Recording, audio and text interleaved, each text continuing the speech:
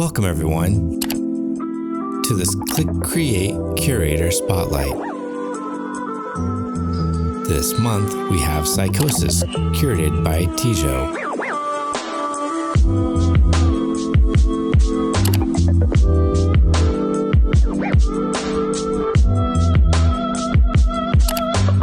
What was the inspiration for this curation's theme? What inspired the exhibition? It's called Early Psychosis Intervention. Basically, it's better educating people of the warning signs of psychosis to kind of be able to stop it before you get into acute. So basically, what I wanted to do is have the three artists do the three stages of psychosis and have the final artist make a sort of back to reality artwork. The whole team lined up like months ago. It's just been really particular putting the concept into reality and trying to bring symbolism and having a sort of a bit like some harmony between the artworks. I like to think about this month's curation as a cycle. It's like it's a circle and you come back to a starting point. What narrative do you hope to convey with this curation? I've always kind of wanted to focus what I do around mental health. It's kind of the whole point why I do art in the first place. And I kind of project that also onto things that I feel are appropriate. So of course there's some discussion to be had about that, but I also really hope that people appreciate the art and don't really think about value or tradability or all this stuff. I like for people to see this as a memento in time. How did you select this month's artist? I wanted to curate mostly digital painters that I found inspiring, but that also I feel are not necessarily pushed forward by like the big voices in the space. I really wanted to take the time to curate people that, deserve to be seen, but not necessarily because of numbers or different opportunities they had, but what they're trying to say with their art or the way they're trying to say it that I found interesting. They all have their own visual languages that are kind of fit for the different stages. Nearbound is approaching prodrome phase. It's like basically the gradual entry into psychosis. And then we have Aleqth to make a picture of the acute phase, a chaotic phase, to say so. Then we go on to Soulo, which is in the recovery, which is kind of the switching prodrome on its end. Is like instead of gradually falling into the psychosis, you're falling out. And we have the return to reality with Anidi.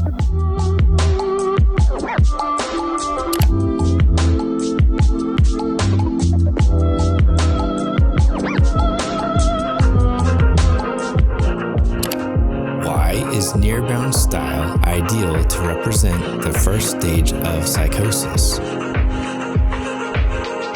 Nearbound, his work is full of bright colors, but very, very moody. Like it feels like extremely moody despite the very bright colors. He has a very beautiful approach to important topics, and he always is trying to say something, which is one of the things that I appreciate most about artists, is having a purpose behind the pieces, beyond it's just visual language. He has like a very extensive opinion about art movements and mythology and a bunch of it's really interesting discussing with him, and he has very interesting opinions and approaches to different topics. So I really wanted to have him create a sort of disturbingly in between reality and illusion piece to approach the first stage of psychosis. Does Aleqth's distinctive rawness illustrate the second stage of psychosis?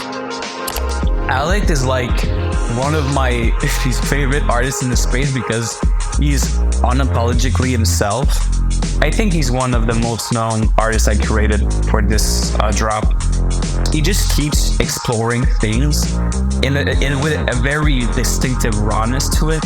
Keeps just doing exactly what he wants and doesn't really care. I was really intrigued in how he could. I felt like digital painting and his physical drawings, he might be the perfect candidate to illustrate acute psychosis. How does Soulo's introspection represent the last stage of psychosis? When it comes to Soulo, I'm a bit biased. I mean, he's just such a beautiful soul. All of his work is extremely introspective, and I felt like he was really fit to create the last stage of psychosis, which is kind of like the toning out of it. Because all of his dreamscapes that he does are super colorful, but emotional, and I don't know, he just has a ways with color, and his visual language is extremely distinct, and I really love his work. When I had the opportunity to curate, I thought to myself, I really want to include Soulo in this curation just because he's continuously just pushing his work forward, and I really wanted to give him a spot in this curation. How is vulnerability in Anidi's art ideal to represent coming back to reality? Anidi is one of my favorite recent discovery. I actually had no idea about it until I did the Medici art and curation. And I just saw this painting of his. It was just so raw and intimate. And I felt like I was really in a moment, I was just looking at something real. And it felt special finding that piece. From there, I just kept talking with him and just looking at his work, and I just really appreciated his process and how vulnerable his work made me feel. And that's how I came to hit him up, and I was like, do you want to be like the back to reality piece? Because I feel like his certain vulnerable approach with the come back to reality was fit very well after all the colorful stuff of the prior three artists.